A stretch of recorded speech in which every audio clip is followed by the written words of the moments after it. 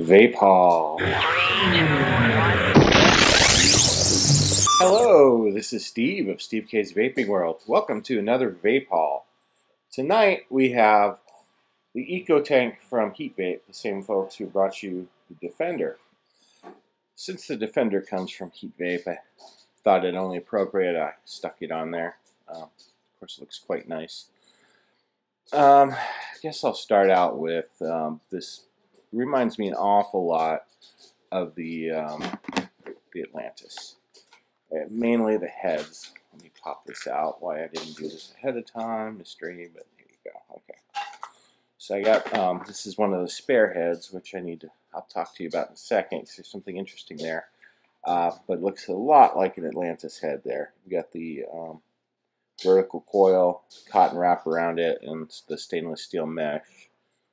Let's see if we can get the lighting to cooperate just so. Yeah, so very similar, very similar. Something to note is there's this black gasket you can probably see there. It's not supposed to be there. It's supposed to be up at the top. It has a habit of sliding around, so you just have to kind of work it there and slide it back where it goes before you use this. And okay, I'll get this in a second. I'm not going to bore you with me sitting here. I couldn't even see it, but basically just you know, kind of slide it over the white gasket and then slide it down. There you go. That's where it belongs. So make sure it's there. So a couple unique things about their heads. It actually has juice flow control.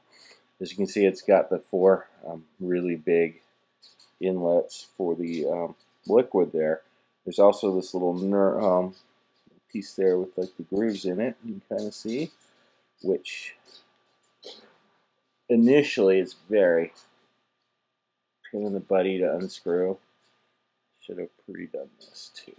Alright, so I finally had to break out the hemostats to get this thing to break loose, but now that it is, you can just basically loosen this, and this ring will cover part of that exposed hole to reduce the amount of e-liquid that actually can flow into the thing. So you might be asking why, and I'll tell you, well, I don't know. Maybe you're a big fan of dry hits. I'm not sure what the point would be of getting less e-liquid into something. Maybe if you're running this thing at a really low wattage, too much flow might end up flooding it. So that's a possibility, I suppose. Let me pop this back on here and start over. So take a look at Hank here.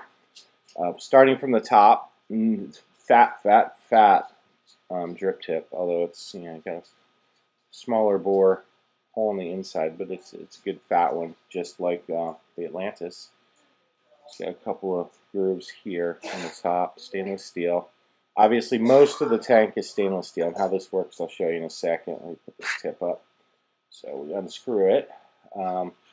This one comes off a little better than the other one I have. So I just want to mention this. Actually, there, it's going to do it. Okay, so 9 times out of 10, the glass ends up coming off with the base, which makes it a pain for filling. So it's just, you know, set in there. So just yank it off. Put it back in before filling, or else if you put it in after you fill in the metal part, you're just going to squish e-juice everywhere. Kind of gross. So let's pop that back open again real quick.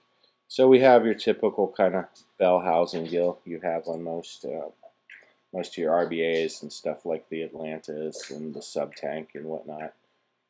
Threads here, so that screws that, and the glass is just held in by the two pieces being screwed together. Let's see. This head does have airflow control. Let's put this back in a little bit.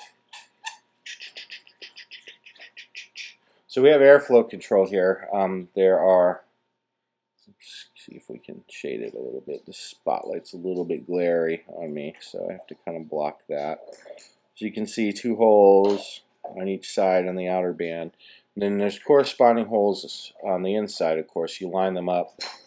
They're actually offset, so you could have, like right now it's got 2 open here and then 1 closed on the other side. Or, you know, you got 2 open there, 2 open there, you keep going, you got 1 and 1. etc., etc., so on and so forth. The gripe I have about this, unlike the Atlantis, which I compare to it a lot because it's clearly taken several design cues from the Atlantis, is there's no click stops here, so it kind of freewheels. Some of them are, the other one I have that I was vaping on, this is much looser, so just breathing on the damn thing makes that thing slide, so I'm always having to be vigilant to make sure I have the correct air holes exposed. So yeah, it's still decent, but I wish they had some sort of click stop or a little more consistency in that, because it is too freewheeling. Now, just speaking of transitions, right? Back to this head. So this head is interesting, but you can't really tell. The reason it is interesting is it is a no resistance wire head. So good and bad. Good news is if you have something that uses like the RDNA 40 that has a temperature control, this is the head you want. And I haven't seen many commercially made devices that actually come with a no resistance head. So that's pretty awesome if you happen to have something that can actually vape by temperature. If not, like me, then essentially this is a useless head because it's not going to work on a traditional variable wattage device. So that's kind of a bummer. I wish there was, maybe an option. You can either get it with one type of head or the other instead of coming with one of each. If you have the DNA, you're probably not going to use the half ohm head. If you don't, you're not going to use the no resistance head. So you might as well say it doesn't come with any replacement heads. Yes, the good news is these guys I don't know what the pricing is yet. I haven't found any retailers that have this. The only place I've seen is on the HeatVape site, and they're, of course, the manufacturer. So, but their prices tend to be pretty reasonable, like the Defenders, like $30, $40. So I expect these to come in less than like the Subtank and the Atlantis. Otherwise, it's really good construction. Pyrex, 3.5 milliliter capacity on this, nice stainless steel cover. Good looking tank. This vape's pretty good too. Just just like I said, I'll throw it on the Defender 20. This is it. Maxes out 25 watts where I have it. That clip on the intro, that I was actually running that at 37 watts. It did okay. If you kind of did constantly pounding on it, it's gonna start drying out a little bit.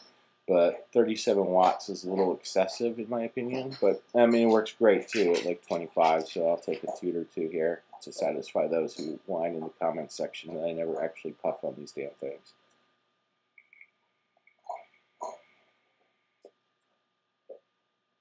So that's at 25 watts. So that's not really a bad little cloud for just a couple second puff at 25 watts. So the performance, I obviously haven't had that long term. That's going to go in the written review as I use it for a couple weeks. But initial use, yeah, not too bad. So I guess this is a good place for me to hop off. I've gone a little longer than I usually do on these vape hauls. This is almost like a honest-to-God video review or something. Yeah. I've been visited by 3 ghosts. Yeah, I guess I should have done that one in December. Okay, anyway, I'm rambling, so it's time for me to go bye-bye. This is Steve of Steve K's Vaping World. Be sure to keep an eye on stevevape.com for the written review for those of you who are interested in such things. Otherwise, I'll catch you on my next video.